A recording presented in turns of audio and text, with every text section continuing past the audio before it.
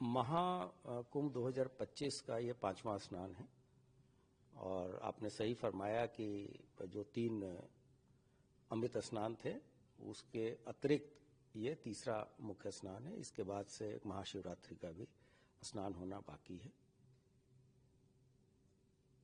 आपने देखा होगा कि एक छोटी सी चूक उस दौरान हो गई थी जिस दिन मौनी अमावस्या था। उससे सीख लेके हम लोगों ने और बेहतर प्रबंधन कैसे किया जाए। प्रबंधन की एक टेक्निक है कि बिल्ड बैक बेटर, मतलब पहले से और बेटर करें।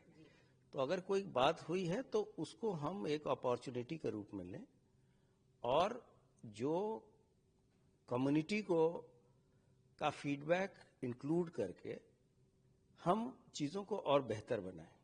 तो इसमें जो हमारे अपने अधिकारी थे वो या जो श्रद्धालुओं को कठिनाइयाँ हुई, इन चीज़ों को मिला के हम लोगों ने एक बेहतर प्रबंधन तकनीक अपनाई और जिसका परिणाम है कि इस महाकुंभ में अब तक सबसे ज़्यादा लोग 46 से 47 करोड़ तक की जनता अभी तक आ चुकी है और आज के दिन भी 1,30,00,000 लोग अभी तक स्नान 10 बजे तक कर चुके हैं।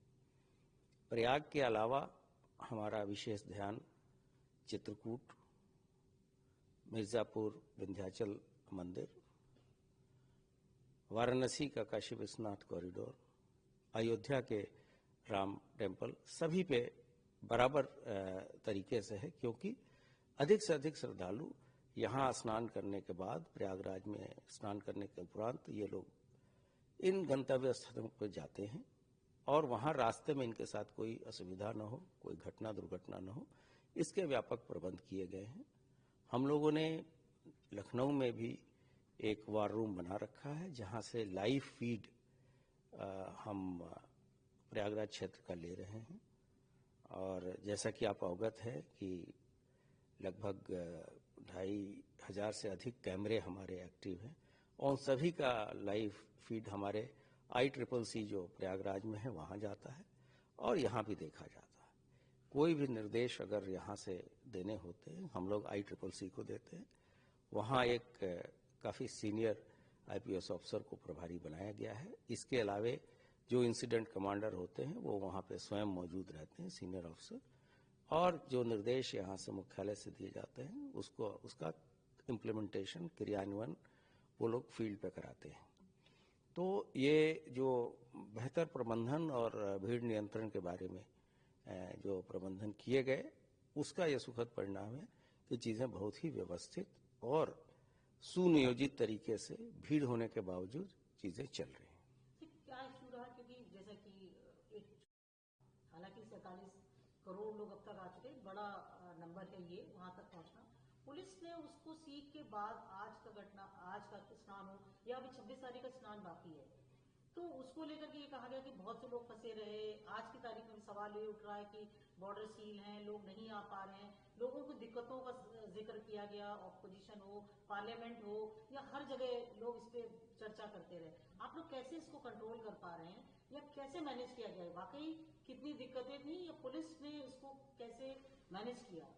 मैंने पहले भी कहा है कि इसमें कोई एडमिनिस्ट्रेटिव लैप्स नहीं है। ये हमारा पब्लिक का इतना ओवरवेलमिंग रिस्पांस है, इतनी अधिक संख्या में लोग आ रहे हैं और आप देखेंगे कि मेले की शुरुआत से अब तक जो जिस वर्ग के लोग आ रहे हैं उसमें भी काफ़ी अंतर हुआ है। अब छोटी गाड़ियों से लोग आ रहे हैं, पहले ट्रेन और बसेस से लोग आ रहे थे।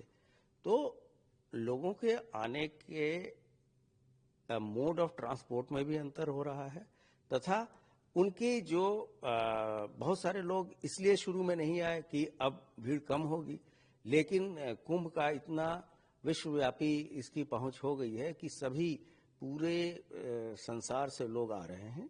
भारत के भी प्रत्येक राज्य के कोने कोने से लोग यहाँ पहुंच रहे हैं। रेलवे के द्वारा प्रतिदिन, जैसे मुख्य स्नानों के दिन तो 5 लाख से अधिक लोग ट्रैवल करते हैं, आते और जाते हैं और उसके लिए 400 से अधिक गाड़ियां लगाई जाती हैं। सामान्य दिनों में भी यह संख्या 3 से 3.5 लाख होती है। तथा करीब 350 ट्रेनें चलाई जाती हैं। और इसके अलावा हजारों की संख्या में, लाखों की संख्या में 4 व्हीलर्स का सिटी में आना, फिर उनको वापस भेजना, ये अपने आप में बहुत चुनौतीपूर्ण और बहुत ही मेटिकुलस प्लानिंग की बातें हैं। और मैंने कहा था कि मुझे अपने जो हमारे साथी फील्ड में लगे हैं और वो बिना किसी शस्त्र के लगे हैं, और मैं उनको सैल्यूट करता हूं, उनके धैर्य को, उनके ट्रेनिंग को, कि पिछले 1 महीने से लगातार लोग फील्ड में अपना काम कर रहे हैं।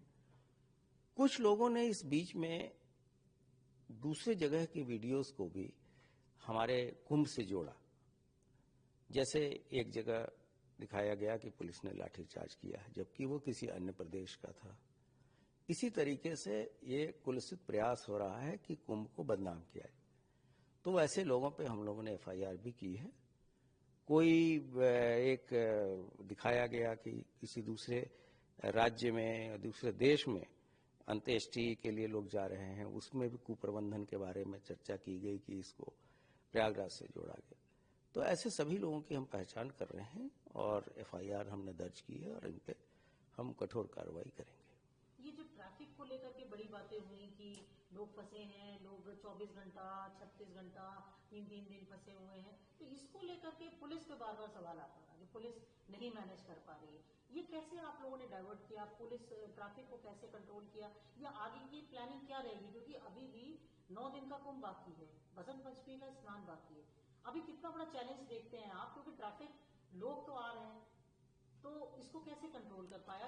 ये जो आरोप लगा कि हर तरफ से जाम हो गया, लोग फंसे हैं।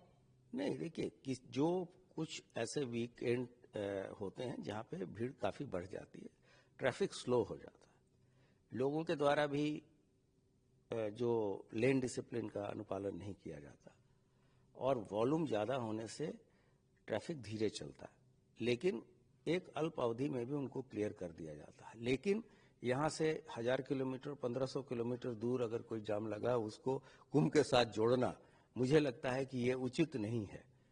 क्योंकि मेरे पास ये खबर है कि अमृतसर से भी लोग आ रहे हैं, पश्चिम बंगाल से भी वहाँ ट्रेनों में और एयरपोर्ट पर रश है। तो सभी चीज़ों को ये दर्शाता है कि कुंभ अपने आप में इतना फेमस है और इतनी इसकी व्यापक पहुंच हो गई है कि सभी लोग आना चाहते हैं। और जिस हिसाब से लोग आए हैं, अब तक 1/3 हमारी कंट्री का पॉपुलेशन ने तो यहाँ स्नान कर ही लिया है। तो ये दर्शाता है कि यहाँ की व्यवस्थाएं अच्छी हैं, और जो भी व्यक्ति यहाँ लोग आए हैं उनसे हम लगातार फीडबैक ले रहे हैं।